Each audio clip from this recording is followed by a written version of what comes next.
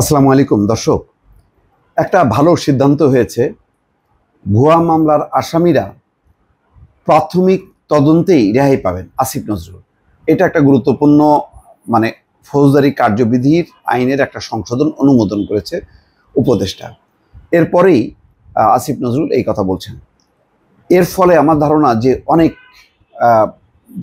যাদের নামে ওই একটা ঘটনায় অসংখ্য জনকে যে জড়ানো, তার মধ্য দিয়ে যে একটা মামলা বাণিজ্য করা, হয়রানি করা, এই প্রবণতাগুলো বন্ধ হবে। এই ঘটনাটা এসছে জুলাই আগস্টে যারা নিহত হয়েছে তাদেরকে ঘিরে এক শ্রেণীর লোকজন প্রতিহিংসা চরিতার্থ করা, অসৎ উদ্দেশ্যে বাণিজ্য করা, অর্থাৎ চাপ দিয়ে তাদের কাছ থেকে টাকা আদায় করা, নানান কারণে শত্রুতা, প্রতিহিংসা, নানান কারণে প্রকৃত যারা তাদের সাথে আরও, অথবা পুরোটাই দেখা গেল যে ফেক লোকজনকে জড়ায় তারা মামলা করছে।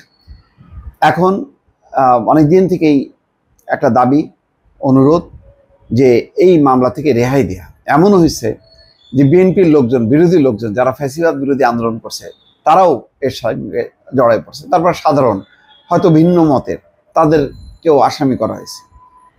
সেরকম নুসরাত ফারিয়ার ক্ষেত্রে আমরা দেখলাম, আরও অনেকেই আছে, একজন দুজন নাম বলাই ভালো, বহুজনকে ইচ্ছা মতন আসামি বানানো হয়েছে, কিন্তু তাদের এই সমস্ত ঘটনার সাথে কোনো সংশ্লিষ্টতা নেই। তাদেরকে রেহাই দেওয়ার কথা বলা হচ্ছিল, কিন্তু কিভাবে দেওয়া হবে, একটা আইনগত প্রক্রিয়া দরকার ছিল। সেই প্রক্রিয়ার একটা অংশ বলা হচ্ছে, নতুন এই সংশোধন অনুযায়ী ভুয়া মামলা কিংবা মামলার ভুয়া আসামিরা এখন থেকে প্রাথমিক তদন্তের পরেই সংশ্লিষ্টতা না থাকা সাপেক্ষে রেহাই পাবে। রাজধানী ফরেন সার্ভিস একাডেমির দোয়েল হলে এক প্রেস ব্রিফিংয়ে সব কথা বলেন আসিফ নজরুল।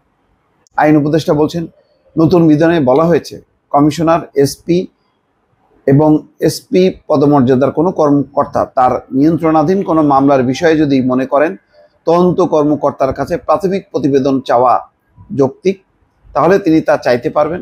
প্রতিবেদন প্রস্তুত হলে তখন তা ম্যাজিস্ট্রেটের কাছে জমা দেওয়ার নির্দেশ দেবেন। ম্যাজিস্ট্রেট যদি দেখেন মামলায় কোনো আসামিকে বিনা অপরাধে জড়ানো হয়েছে, যার বিরুদ্ধে যথাযথ কোনো প্রমাণ নেই, তখন তিনি সঙ্গে সঙ্গে তাকে মুক্তি দিতে পারবেন। তবে এখনও কিন্তু এখানে একটা কিন্তু রয়ে গেল। ওই যে প্রাথমিক যে তদন্ত রিপোর্ট, প্রাথমিক তদন্ত রিপোর্ট করতেও কিন্তু অনেক সময় 1 বছর 2 বছর লাগে।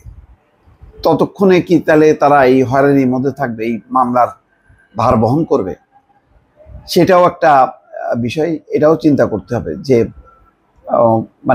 পদ্ধতিটা এমন করার দরকার যে যদি অযৌক্তিক কাউকে জড়ানো হয় তাহলে প্রাথমিক তদন্তের পরে রেহাই, সেটা পরের কথা, কিন্তু এইরকমভাবে যদি গণহারে জড়ানো হয়, যিনি জড়াবেন তাকে দায়ী করা হবে এবং তার বিরুদ্ধে মামলা হবে। তার বিরুদ্ধে যথেষ্ট পরিমাণ শাস্তিমূলক ব্যবস্থা হলে তখন সে ভয়ের চোটে আর অযৌক্তিক কাউকে জড়াবে না, এবং যাদেরকে জড়াবে তার পক্ষে যুক্তিসঙ্গত কারণ থাকবে। এরকম পাশাপাশি 2টি বিধান যদি থাকে, আমার ধারণা যে তাহলে এই যে ভুয়া মামলার সংখ্যা, মামলায় ভুয়া ব্যক্তির নামের সংখ্যাটা কমে যাবে। এটা আমার ধারণা যে এটা হয়তো পরবর্তীতে তারা বিবেচনা করবেন। ম্যাজিস্ট্রেট যদি দেখেন মামলায় কোনো আসামিকে বিনা অপরাধে জড়ানো হয়েছে, যার বিরুদ্ধে যথাযথ কোনো প্রমাণ নেই, তখন তিনি সঙ্গে সঙ্গে তাকে বিনা অপরাধে জড়ানো ব্যক্তিকে মুক্তি দিতে পারবেন। আসিফ নজরুল বলেন, আমরা আশা করছি আমাদের পুলিশ প্রশাসন, আদালত, প্রশাসন একসঙ্গে কাজ করবে। যেসব মামলায় গ্রেপ্তার বা মামলা বাণিজ্য হচ্ছে তাদের আদালত প্রি ট্রায়াল স্টেজে মামলা থেকে মুক্তি দিতে পারবেন। মুক্তির বড় কথা না, কেন এই ধরনের কর্মকাণ্ড করলো অসৎ উদ্দেশ্যে, তার বিরুদ্ধেও একটা ব্যবস্থা নেওয়া উচিত বলে মনে করছি। দর্শক ভালো থাকবেন, আল্লাহ হাফেজ।